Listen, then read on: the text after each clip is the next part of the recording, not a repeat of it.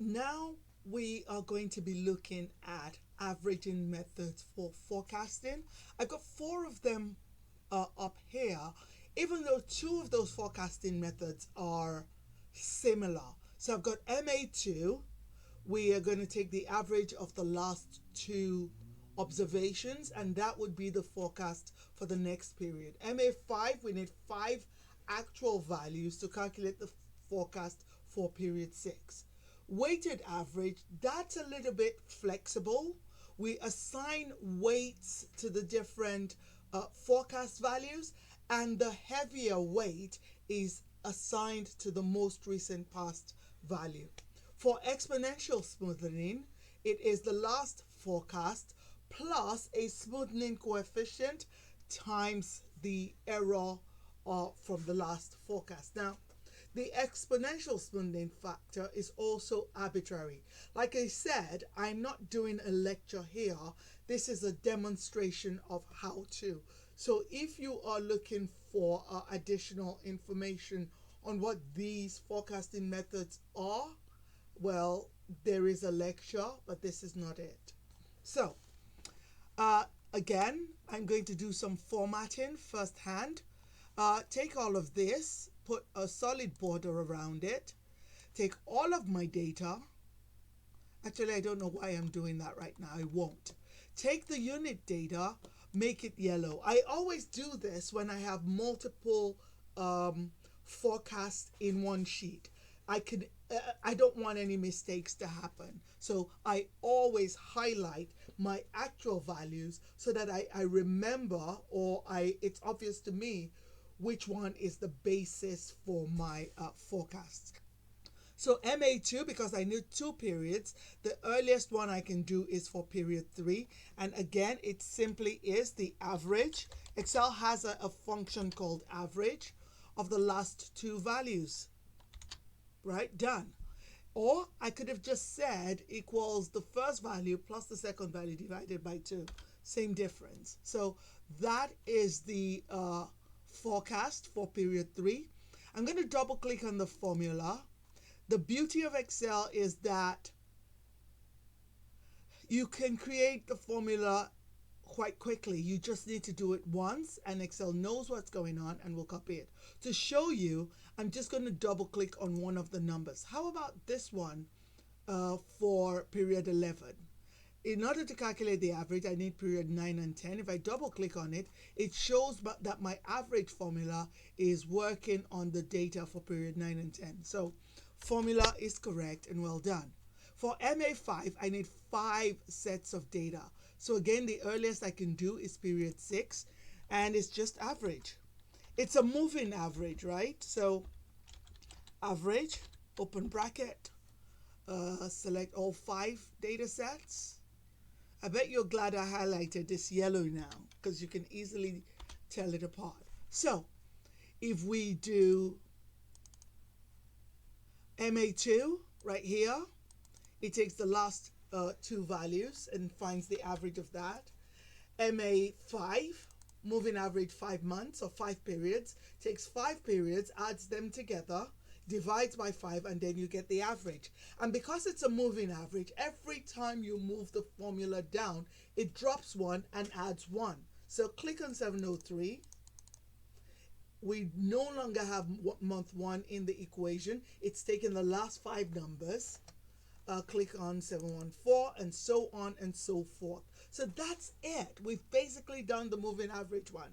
Now, weighted average, we need to assign weights, and those weights are arbitrary. Now, in Excel, it makes it easier to put the weights kind of in the same rows as the value you're trying to use them for, or in the same order. So I'm going to do something now that complicates things a little bit, but it's not. Just follow me and bear with me. So I'm going to put a cell here called weights. I'm going to have 3 weights. For the oldest month, I'm going to take 1/3 of the value. So 0.3, sorry, not 1/3, 30% of the value. My num lock is not working properly. And then for the second period, I'm going to take 30% of the value. And for the fourth period, I'm going to take 40% of the value. These all add up to 1. So weights should sum up to 1. What I want to do is I want to take 718, multiply it by 3.3, 715, and then 715 multiplied by this multiplied by this, add them all together, and that will give me the forecast for the fourth period. Let's test this out. I'm going to say equals this times that, and then I'm going to add it. Now we're going to brackets because order matters. This times the second weight, and then I'm going to close the bracket, and then I'm going to add it to the third one, this times this. Oh, I forgot the bracket over here. Now, this is awesome, right? Absolutely amazing. That's the formula that I want. Let's get rid of some of the zeros. That's the formula that I want, right? I want to multiply the two values at the top and then sum them up together to give me my weighted average. Now, Excel has a function called absolute address. We have absolute address and temporary address or relative address. So a relative address moves with the formula when you copy it. An absolute address is permanent in your formula. Now, when I copy this formula, if I put this in here and then copy it all the way down, I want the unit sales values to change, but the weights that I allocate to it, I want it to stay the same so that the latest value always has that biggest weight. So what I'm going to do is go back into my formula and make some of these values permanent.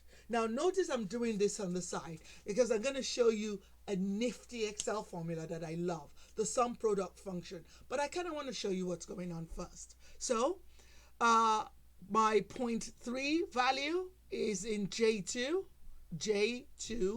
I'm going to click on F4 or function F4, or you could just type $.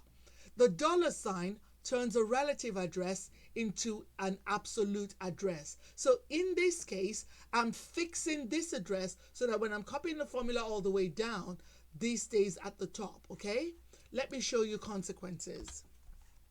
Take this formula, copy it down, double click, see what happens? The unit sales value has moved down, which is what I wanted to do, but the weights have also moved, which is not what I wanted to do. I wanted to keep the consistent weight.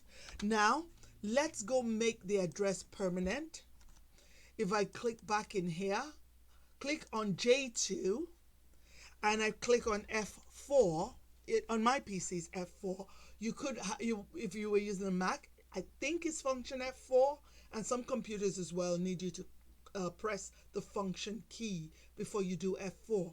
So have a look in here. It's got $, absolute cell address, absolute column address. If I click on F4 again, I have $ in front of 2, no $ in front of J. So J is relative. I can copy the formula sideways and the column will change, but the row number will not change. So when I copy the formula down, even when the column changes, the row will not. So row is permanent in the here, column is not. If I press F4 again, now column is permanent, the row number is free to float.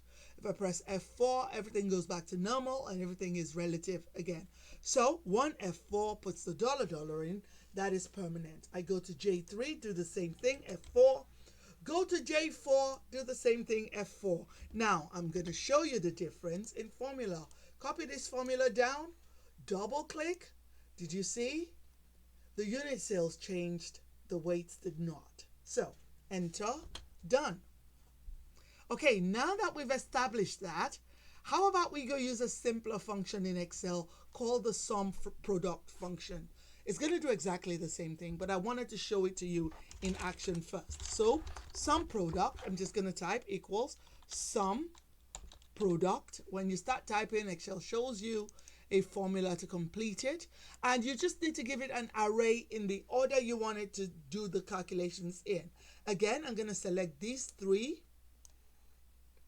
And there is no dollar sign because those will be free floating when I move my formula. And then select the weights and click on F4. And I'm going to scroll to the side so you can see what's going on, right? $J, $2 to $J, $4 is a permanent address, whereas D2 to D4 is a relative address, and it will move with my formula. So close the bracket, press enter. Same thing, so let's get rid of some of the zeros and then drag it down. See, exactly the same thing and so much easier than the other one. So I'm going to go in here. I need 3 values, so the earliest forecast I can do is for period 4. So I'm going to say it's equal to sum product, open bracket, select my array, comma, select my weights, press F4. I went through it too fast. Close the bracket, sum product, first set with the second set, press enter. I have my formula done. Double click. How annoying. Okay, now double click. The reason it didn't work when I double clicked was because Excel needs the data in the adjacent column to know how far to go, and there was no data there, so it didn't know. So what I did was I copied the data down 3 cells until I got here, and then I used the double trick. Oh, sorry, undo. Then I used the double click trick to fill in all of the values all the way to the bottom. So can I check it? Does it work? It works perfectly. Good. Done. So that is us done with the weighted average. Now, I'm going to delete this for more space and go to the slightly more complicated one, which is the exponential smoothing 1. Exponential smoothing, we're going to follow the formula in the assigned textbook, right? There are variations to the exponential smoothing method, but the one we're going to do is we're going to take the last forecast and then add a portion of the error, which is the difference, difference between the last actual and the last forecast. I know it doesn't quite make sense for right now, but let's bear with me, right? Because I've got no data, I need 2 sets of data to make exponential smoothing work. So I'm going to assume that the forecast for the first period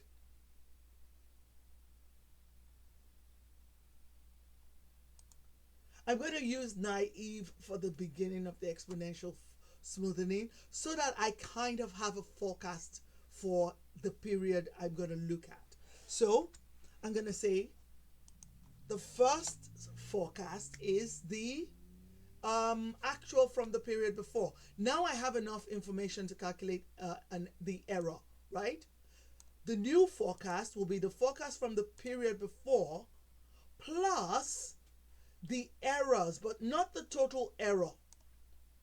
Not the total error, but a proportion of the errors, right? So I can do the error calculation in its own cell, but okay, you know what? You twisted my arm. Just for show, I'm going to do it in its own cell first. So insert a column here. We're going to say error. Do you know what? How about I do it the other way around so I can delete it easily if I don't want it? So let's move this out. We can't delete the weights because if you do that, you're going to undo this formula here. So instead of deleting the weights, I'm just going to move it over and then reduce the space in here by moving the columns inward. So now, okay, you can sort of see the weights on the end. Now let's do error. And this applies to exponential smoothing. Okay.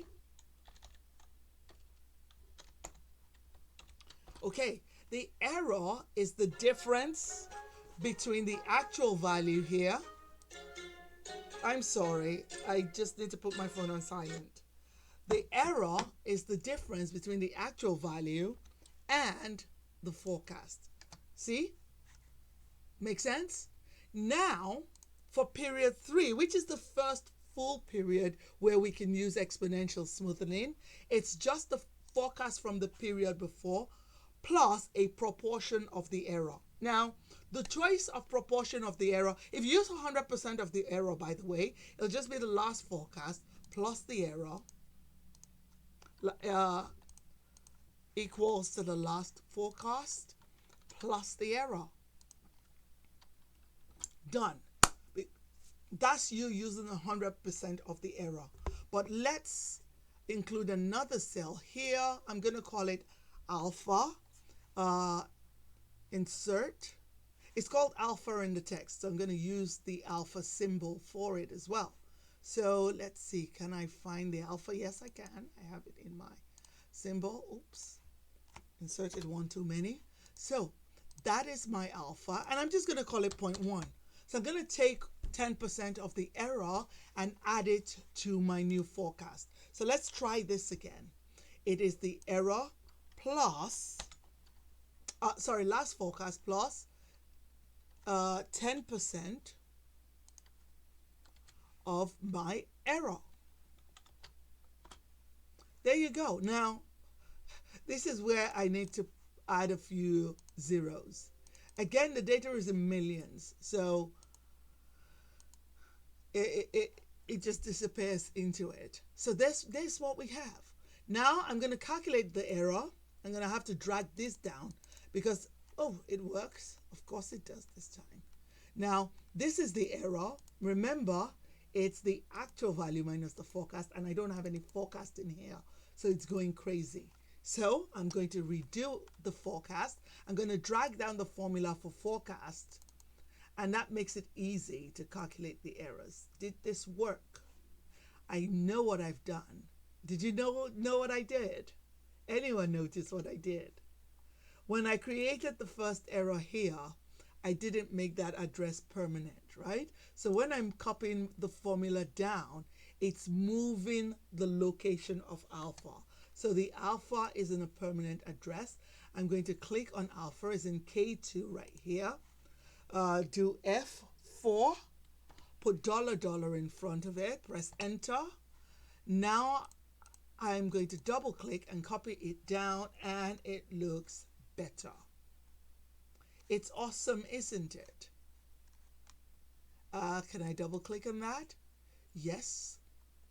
Awesome. It is the last forecast, 713 plus 10% of 78. So add another 7 to it, or minus about 7 from it, and you get 706. So that's it. We are done with the 3 methods. Now, I didn't have to do the error on the side. I could have just put the errors right here in the formula. How about I pretend as if the errors don't exist and change the formula instead, right? So instead of saying I3, I'm going to put in another bracket in here and do the formula for the error. Error is actual minus prior forecast. Press enter. Done. Now this formula bypasses the error on the side. I like all of my formulas to be compact. You don't have to do what I'm doing. I just like it to be compact. So all of these are bypassing the errors. And I only did the error so I can show you. So I'm going to delete that. And my formulas are still intact. So here you go. MA2, MA5, and exponential smoothing. See you in the next one.